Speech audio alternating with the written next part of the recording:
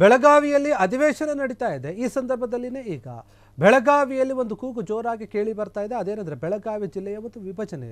ಈ ಒಂದು ವಿಭಜನೆಗಾಗಿ ಅಥಣಿಯ ಜನರು ಕೂಡ ದೊಡ್ಡ ಮಟ್ಟದಲ್ಲಿ ಆಕ್ರೋಶವನ್ನು ಅಥವಾ ಆಗ್ರಹವನ್ನು ಮಾಡ್ತಾ ಇದ್ದಾರೆ.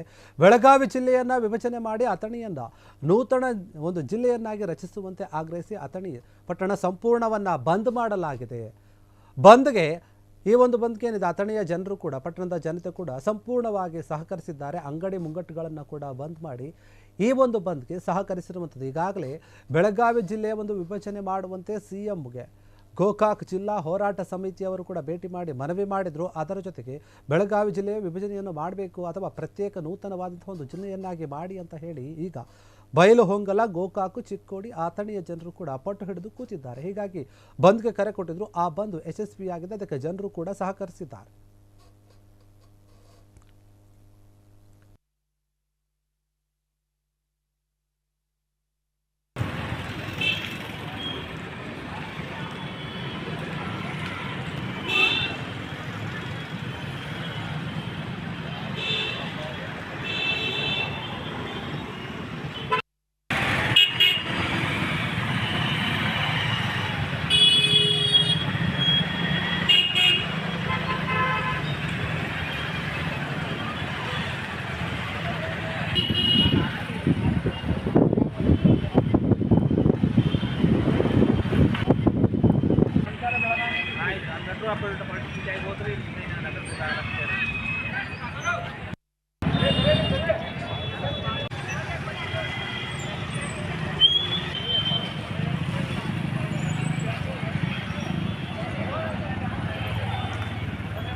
ಕ್ಷಣ ಕ್ಷಣದ ಸುದ್ದಿಗಳಿಗಾಗಿ ಫ್ರೀಡಂ ಟಿವಿ ಸಬ್ಸ್ಕ್ರೈಬ್ ಮಾಡಿ, ಲೈಕ್ ಮಾಡಿ ಹಾಗೂ ಫಾಲೋ ಮಾಡಿ.